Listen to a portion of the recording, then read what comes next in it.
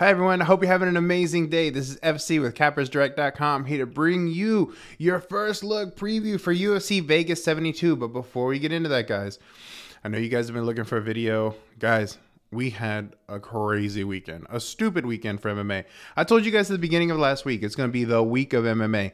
Told you guys that I had a fight parlay of the year in Bellator. I had a fight pick of the year in the UFC. It was time for one in the UFC, guys. We've been super red hot, stupid red hot. Like, what do you expect, right? Like, let's talk about it, right? Let's just get into it. Bellator 294 went down on Friday. On Friday, we killed the card. We killed the max fight pick. Put a little extra something in there for you guys. Hope you caught it, because that was a very successful card. And then we go into Saturday, guys. We had UFC Vegas 71, and we had the fight pick of the year. So who was the fight pick of the year? Everyone was wondering. Everyone was like, it's going to be another plus money shot. Well, guys, it was on Jeremiah Wells. Now, this one was a little more sweaty than I wanted it to be. If you, going into it, Jeremiah Wells was going to open up and really strike with Semmelsberger. So that was understood. Now, I've watched Jeremiah Wells train a lot. Jeremiah Wells, sometimes in training, he does these little things where he goes off and you could tell that he's not necessarily the most polished striker, but it's something he's working on. But when he's sparring in the gym, like, I see him get hit hard, like really hard, but not rocked, not to where he's stumbling all over the place, right? Dude, with the first punch, it's like, I thought, like, oh my God, like, this wasn't supposed to happen. Like, this was, first punch comes across, Semmelsberger rocks him. And it's like, every punch that Semmelsberger hit him with, it was hurting him. I had never seen him hurt before. I had never seen him really tested in that manner. He was hurt a lot in this fight. So for round one comes around, he gets hurt, but he does the game plan that he was supposed to do, which was stand in the middle and swing. He didn't think Semmelsberger could handle his power. Now, I figured Semmelsberger could handle his power. Semmelsberger, I mean, pretty good chin, pretty durable guy. Dude, Jeremiah Wells wasn't doing nothing to Semmelsberger on the feet. I mean, he was swinging, and there were a couple moments in there that were like, talking to Jeremiah afterwards, like, yeah, he connected really well, but it wasn't there. But it was on the ground that we were excited about. Like, Semmelsberger, the reason why this play was even went into effect is because Wells came out here. His whole game plan was to take this to a decision. His whole game plan was to, the over was almost the fight pick of the year. Well, not really, but the over was almost like, I almost told you guys, like, let's hit the over 1.5, because everyone expected this fight to be over. Now, the thing and the reason why overs and unders, you never know what's going to happen. Like, you have a fighter go in there and, you know, next thing you know, they punch a certain way and their shoulder goes out and it's over. So, like, overs and unders do suck. And yeah, a fighter can go out there, throw a punch and his shoulder goes out. But there's certain fighters that, you know, it doesn't matter. They're going to fight it. They're going to fight through it. Josh Emmett, 2 knees blown out. Doesn't matter. Josh Emmett, ACL torn. Doesn't matter. He's going to win that fight, right? So there's some guys there that there's a little bit of leeway. There's a little bit of something that you could, like, play with there. Like, okay, like, unless something crazy happens, this guy should win. Looking at Jeremiah Wells is a smart guy. And he came out here and was like, I'm going to wrestle. It's going to be on the ground. I'm going to submit him maybe in round 1. So again, that's the reason why we were like, I favor Jeremiah Wells to get this to the ground, because Matt Semmelsberger, I don't know what everyone was all about Matt Semmelsberger's takedown defense and how amazing he was. Like, I get he did some things against some fighters but dude, Jeremiah Wells in the gym, I watch him pick up dudes, like, grown ass heavyweights. Like, oh, we're going to go for a ride. And if you watching that fight, he picked up Matt Semmelsberger like he was a baby, like 3 times, right? So round 1 comes out, we get rocked. Boom, doesn't matter. We get the takedown and we dominate on top, trying to get submissions. The submission was there. There's a certain submission that Jeremiah Wells just is known for in the gym, and that's a head and arm choke. So that's what he's known for, right? In the gym, he locks it up. He pretty much, I mean, you're going to tap.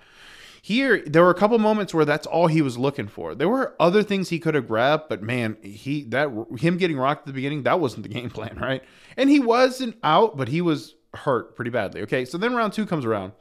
Forget about it. We go wah, swing, takedown. Dominate round 2 practically. There are a couple times Matt got up and hit us with a couple, like, really good shots. Again, you're like, Jeremiah, get him down. So now we have 2 rounds in the bank. We're like, oh, easy, right? The game plan was for Jeremiah Wells to come out here and wrestle.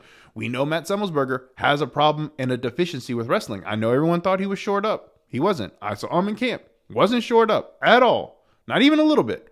If Jeremiah Wells was going to come out here and wrestle, he was going to win and dominate this fight.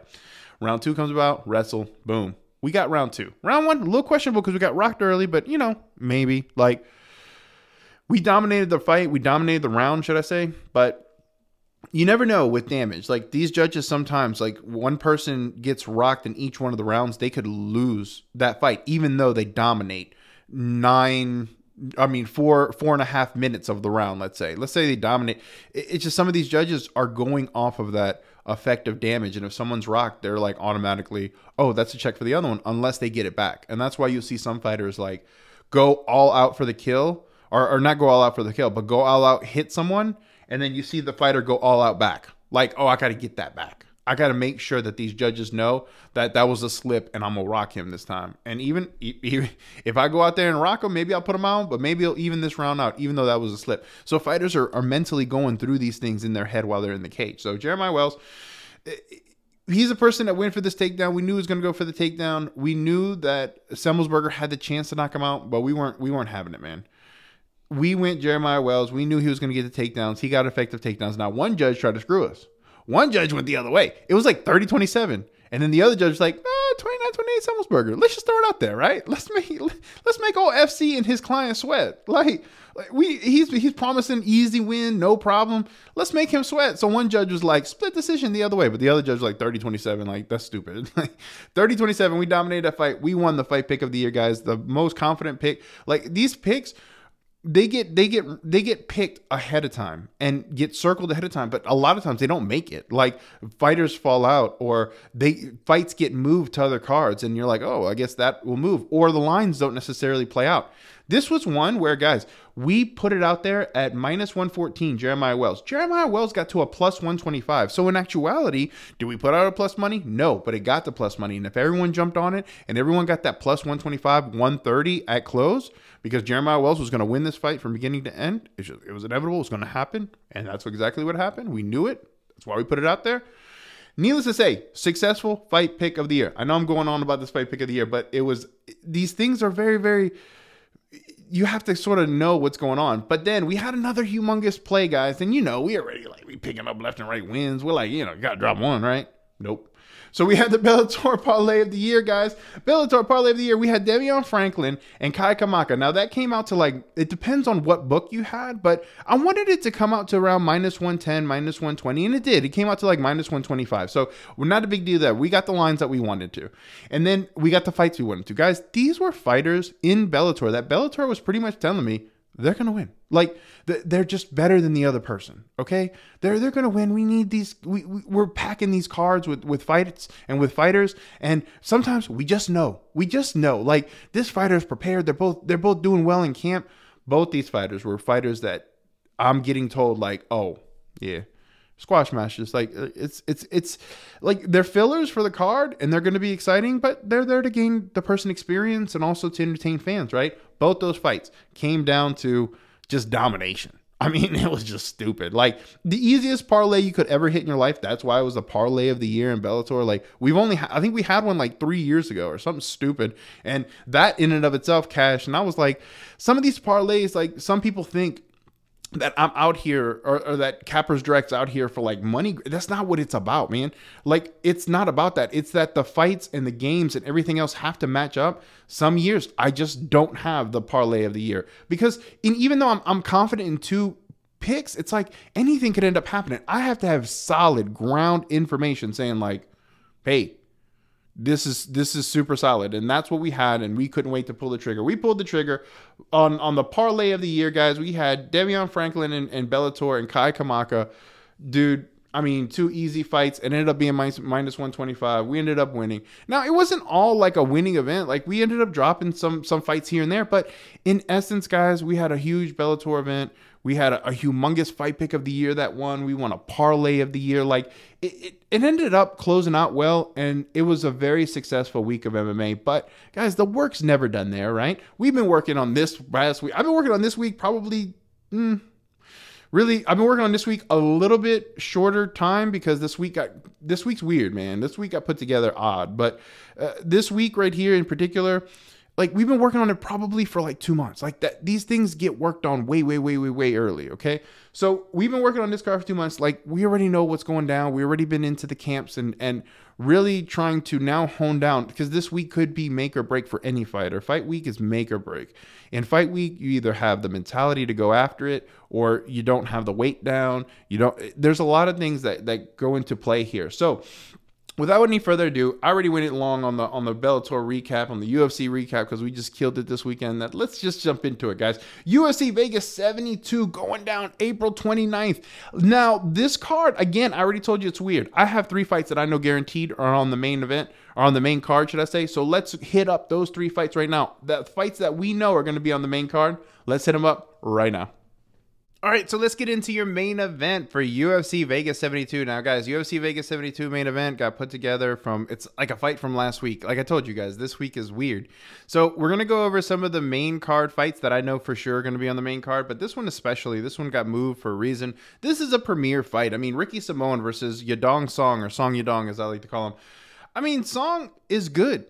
Ricky Simón is on a stupid winning streak, though. And Ricky Simón currently has he's got a weird thing about him, right? So the weird thing about Ricky is Ricky was on fire, like just doing really well, beating people that are just unbeatable, right?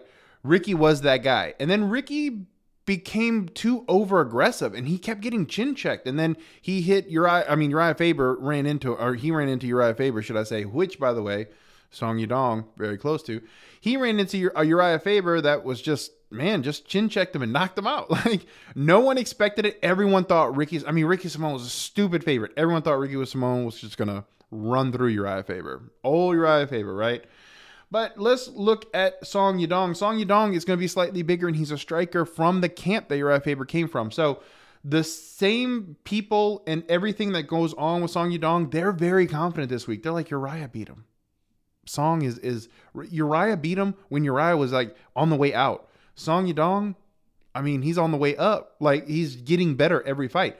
But guys, don't get it twisted, right? We know what Ricky Simón does well. Ricky Simón is active. He's an Energizer bunny in there. Now, this got got changed from 3 rounds to 5 rounds. I don't expect that to be an issue necessarily. I expect Ricky Simón to come out here like a gangster and just look for takedown after takedown. Now, the question is whether or not Song Yadong is going to be able to do the things necessary to counter the takedowns, or at least to stop them. He will not. I know for a fact he won't. But the thing that Song Yadong is really good at is the fact that he's been drilling this camp certain things that will give Ricky Simón issues, that will provide him with problems that he's going to have to adjust mid-fight and deal with. Question is like, it could be one takedown and over, right? Ricky Simón could get on top of Song Yadong and end this thing with a submission. Ricky Simón is very strong, very dry early. Ricky Simón doesn't care if he's wet or dry. He's going to lock in something. Like, his mentality is just run through people. He sees himself as a train, and there's no one in his way to stop him. Now, he's on this crazy winning streak, but after Uriah Faber knocked him out, you do have to sort of question his chin, and I do question Ricky Simón's chin. I mean, I've seen him chin check before. I've seen fights where he should have been dominating, and he's been hit and punched and rocked and wobbled and over aggressive and putting his head in places they shouldn't be, not necessarily working on boxing. I mean, there was a time where strikers like Song Yadong would beat people like Ricky Simón because Ricky Simón would go out there and try to do things he shouldn't be doing. Now, in this fight, he's not going to do that. In this fight, he's supposed to go to the wrestling. Now, because Song Yadong is such a good striker and Ricky Simón is cognizant of those things, that's the reason why Ricky Simón, if he's smart and he continues to increase his fight IQ, which it does seem like he's doing, I do favor Ricky Simón to win this fight. I think Ricky Simón wins, but Song Yadong has that touch of death, and we know he was able to put out really tough guys that don't normally get put out. Song Yadong finds a way to, with his head movement and his shoulder roll, to get in there, and the boy hits hard, like mad hard, real hard. But as of right now, got to favor the wrestler, got to favor the guy who I think is going to be taking him down all night. But a 3-round fight to a 5-round fight, Song Yadong has more opportunities and more chances to get that knockout shot. I think it's a little bit closer than a lot of people see, but I like Ricky Simón in this matchup to win this fight. But let's get into your next fight. All right, so let's get into your co-main event. It's going to be a banger, guys. We have Caio Baralho versus Miguel Olenczejczyk. Let's go the Caio side first. Caio's going to be a big favorite. Now, you guys don't remember, but Caio Borralho was like one of our like dogs of the night long time ago. We're talking about he was a big dog. And I told you guys to go super heavy. This kid was good. That this kid was a grappler, but he was fighting. He was going up against a Russian at the time, and he was fighting against a Russian. And everyone was like, dude, but he's going up against a Russian. Like, he's a grappler, he's a wrestler who's going to be going up against another Russian. Like, what are you doing? And I told people to go ham on him. Go ham on the underdog. Dude, cash, no problem. The guy is freaking good. I'm telling you guys, Caio Borralho, he's a guy that I've been watching for a very long time. Love this kid. Big favorite. I love this kid for a reason, right? This kid has fight IQ with him. He knows the things that he needs to do. Now, there's a little bit issue with Caio. He's a little bit like cocky, brash, but not in the sense that like he's like pompous, but in the sense that like if you're good at grappling, if you're a good wrestler, he thinks he's better, right? He's like, I'm gonna work my off this camp in wrestling, and I'm gonna show you. If he goes up against a striker, I'm going to work my off in striking, and I'm going to show you. So there is a little bit of risk whenever you look at Caio. Caio's not necessarily without risk, but look at Mikhail Olenszejczyk. Olenszejczyk is a middleweight now. We've been asking him to go to middleweight for a very long time, for years. I've been begging him and talking with him. He's always rolled his eyes, but he obviously has done it recently and has done well. But the problem with Mikhail is, dude, his takedown defense sucks. Like, his takedown defense is no good. But normally that's at light heavyweight. I expect that takedown defense to just be as garbage as it was at light heavyweight. Like, I'm not expecting Mikhail to come out here and just be like, oh, I no longer take down. You can no longer take me down. Like, he's not that kind of fighter. Like, he's going to go out there and get taken down. I think in the end, that's why Caio Borralho is like, that's why he's such a big favorite. I love this kid. I think he comes out here. I think he grapples. I think he's smart. The horrible thing is, like, Mikhail Olenszejczyk, I've been hit by this guy to the body, right? Just as a joke, like a little tap. And it was like, stop me in my tracks, dude. Like we're talking about, I thought the world was ending. Like, I thought it was like, everything was shutting down. The kid can hit hard. And if Caio goes in there and is like, I'm going to go in there and just, I'm fighting a striker. Like, hey, what's going to happen? Dude, if he goes in there like that, now Caio Borralho, he's Brazilian. He don't really talk like that. I'm just saying, if Caio goes out there like a meathead, per se, like a Rocky Balboa, you know what I'm saying? If Caio goes out there and does that, he's going to get hit to the body and he's going to be tested. Now, I just prefer him not to. Talking to Caio, I was like, dude, don't even risk it. Like, I know you think you're the best, but forget it. Get this fight to the ground. The question is whether or not Caio Borralho is going to get this done inside the distance, or whether or not Mikhail Olenszejczyk has the chance to get this inside the distance. Now, I do believe Caio Borralho. I like him inside the distance. That's the best bet here for me. It's going to be, it's Mikhail is known for being submitted, and Caio Borralho, not a lot of people realize this, but the guy has really good submissions, and it's not like he likes to go to decisions. He likes to finish fights. I see this as Caio Borralho inside the distance, guys. I'm not going to sugarcoat this anymore. And if not, like, I can see you wanting to bet an under if the under was set at 2.5. But, I mean, Mikhail Olenszejczyk, he does have whole power and he does have the ability to end this fight. So I can see it under 2.5. I just don't expect it to be there. Right now, the lines on under 2.5 aren't out. They'll probably be out in a second, but the lines aren't out. But it might be under 1.5. So just forget it. Look at Caio Borralho inside the distance when that prop comes out, because I think that'll be my favorite prop. Question is like, will you get a better value at Caio Borralho by submission? Because that's maybe another one. But as of right now, I like to cover myself inside the distance early on in the week. Now, that may change as I talk to a fighter and they're like, oh, I've been drilling this Dars. It's going to be Dars. It's going to be Dars, and it's going to be in this round. There's fighters out there that tell me that, and like Julian Erosa, third round, like plus something stupid, right? Really stupid. Submission by Dars in the third round. We've done it before. So we may change something up and tell you guys, like, specifically, hey, if you can get someone out there to give you Caio Borralho by arm triangle, like, let's do it. Because some of the information we get is so on point that it's stupid like that. Like, I text people, watch, it's going to be a knee in 3, 2, done. Over. And so things like that end up happening. With this one, I expect Caio Borralho to get it done inside the distance.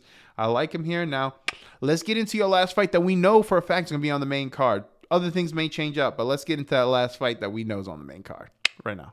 All right, so let's get into that last fight that we know for a fact is going to be on the main card. It's going to be Cody Brundage versus Rodolfo Vieira. Let's look at Cody Brundage first, guys. Cody Brundage, I mean, there's not a lot of specialty necessarily to him. Now, I know a lot of people are like, Cody Brundage has a shot here. No, everyone has a shot, okay? I know Cody Brundage, okay? Cody Brundage is a good fighter. He's a great wrestler. He has no chin. He has solid power, but he can't take the power. He has good to decent grappling, but not the greatest, right? He's just serviceable. He's there. He's a guy who's going to get lucky, and he has gotten lucky in a few times. I mean, a lot of people don't consider things lucky, but when you look at a fight and you're like, okay, your skill level is decent, but not great. It's decent. And then you don't have a chin, and then you go out there and get starched by some guys, and then some other guys are wobbling you like crazy after blowing just in your direction, and you're just like, oh, the wind hit me. Like there's times Cody Brundage looks like that, and then there's times Cody Brundage can take a little bit of punishment, and then when he strikes back, he hits hard. I mean, he is probably the better technical striker here, but it's hard to call Cody technical at all because he's just not. When it comes to his wrestling, he can get there, but he's kind of like a meathead who's just not very smart. I mean, I hate to say that. I hate to label someone as not smart, right? But it's not necessarily. He's just kind of a meathead. He's not that good, guys. He's a wild card. To me, he's a fighter that gets lucky, and he's going up against another fighter though, and that's the thing. It's like you're going to hear a lot of Cody Brundage love this week. You're going to hear people being like, well, why not Cody? Like, other people can beat Rodolfo Vieira. Like, why not Cody? I get it. I totally see it. I understand where people are coming from, but I'm not necessarily like, how can you put your money in something that's just so wish-washy, right? Rodolfo Vieira, he should be winning this fight. He should get a takedown in the first round and win by submission within the first minute. That's what should happen. We know how these things go, though. We know that he's an older BJJ expert. I mean, I think his nickname is like the BJJ Hunter. And this guy got submitted by Fluffy Hernandez. And his name isn't really Fluffy, but still, Fluffy Hernandez by Hernandez. He ended up getting submitted by the guy, and he's a black belt wizard himself. But and that's the issue here, is that Rodolfo Vieira has a problem with gas. He just does.